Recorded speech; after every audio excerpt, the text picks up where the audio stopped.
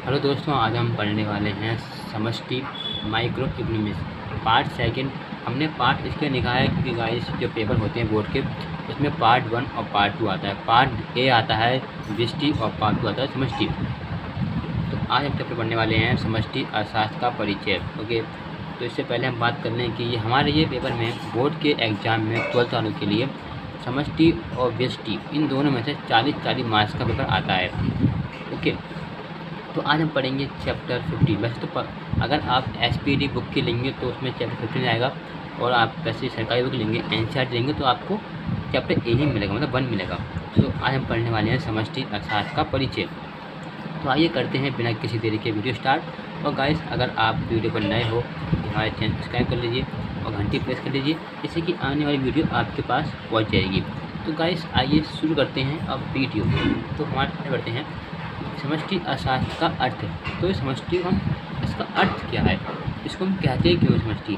तो माइक्रो शब्द की उत्पत्ति, मतलब ये माइक्रो शब्द से इसकी उत्पत्ति होती है ग्रीक भाषा के, और ये ग्रीक भाषा से ली गई है, माइक्रो से ली गई है। ओके, इसका अर्थ होता है व्यापार, विशाल, विस्तार या बड़ा। मतलब इसका अर्थ होता है कि इससे तो हम जो व्यष्टि होती है उसमें सिर्फ एक वस्तु से मतलब होता है, लेकिन इसमें संपूर्ण वस्तु से मतलब होता है, मतलब पूरे देश में क्या हो रहा है।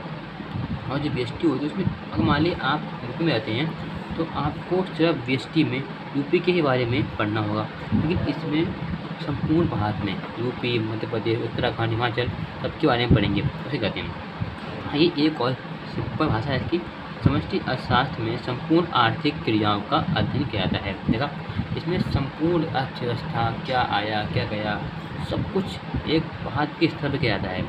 इसके उदाहरण ले लें तो कुल उपभोग की भारत में, पूरे भारत में कितना उपभोग हुआ है, कुल उत्पादन और कितना उत्पादन लगा है, कुल रोजगार, लोगों के पास कितना रोजगार है और पहले कितना था अब कितना है और कितना आने वाले समय में मिलेगा, कुल बचत, भारत को कितना लाभ हुआ, कुल विनियोग, कितना माल आया गया, और कुल उपभोक्ता, कितने उपभोक्ता हैं इसमें, कुल आय, लोगों के पास कैसे आय है और कैसे कमाते हैं। क्योंकि आई होप कि आपको समझ में आ रहा होगा।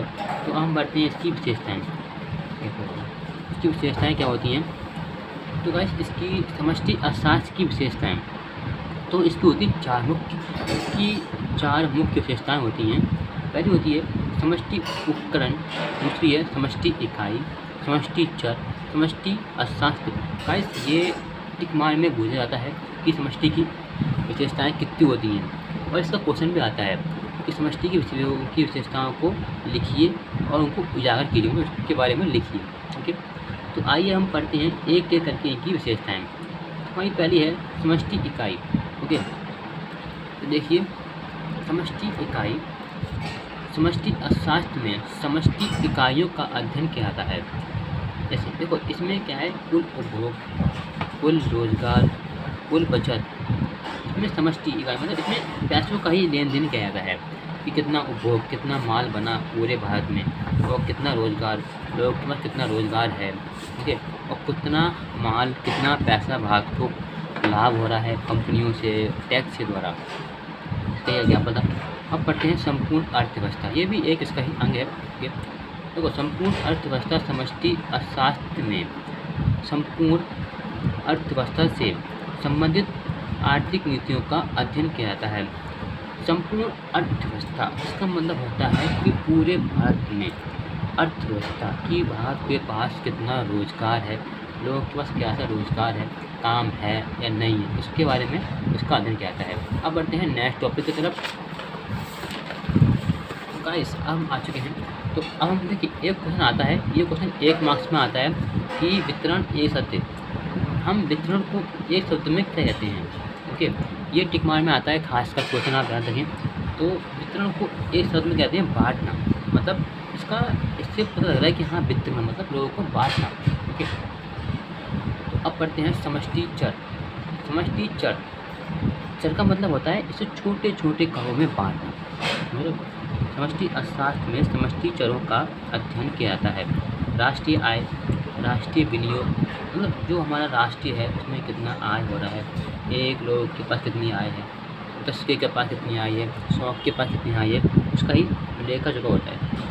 समष्टि उपकरण, ये समष्टि उपकरण ये किस किस उपकरण से इसका आय मतलब इसका बढ़ रहा है। ओके, समष्टि अर्थशास्त्र में समष्टि उपकरण का अध्ययन किया जाता है।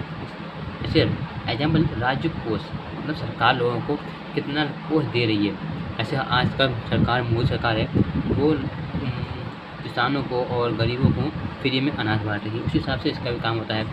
मौद्रिक एवं आय नीति, ठीक है। मौद्रिक मतलब जहाँ आपको मौद्रिक दिख जाए, ये मौद्रिक है, जहाँ आपको मौद्रिक दिख जाए समझ जाना पैसे ही है। आय का भी पैसा होता है। हम समष्टि या व्यष्टि, इसमें आय का मतलब होता है। ओके, तो अब हम पढ़ेंगे समष्टि अर्थशास्त्र का क्षेत्र, इसका कितना बड़ा क्षेत्र है। वैसे देखा जाए तो इसकी क्षेत्र सीमा बहुत अधिक है ना।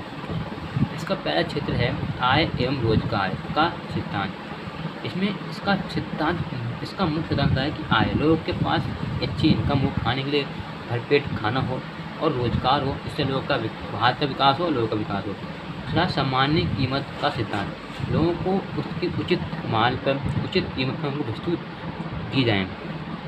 तीसरा है व्यापार चक्रों का सिद्धांत, जो व्यापार चक्र है वो अच्छे से चल रहा है, ओके, उसके बारे में देखा जाता है।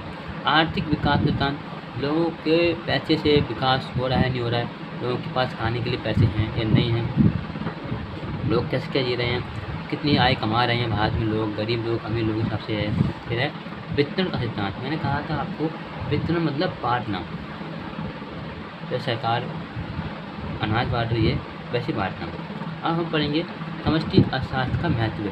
इसका महत्व तो बहुत ज़रूरी है, इसका क्वेश्चन आता है 5 मार्क्स में आता है क्वेश्चन, ये हर साल हो जाता है। तो इसका पहला है आर्थिक विकास में सहायता, मतलब पैसे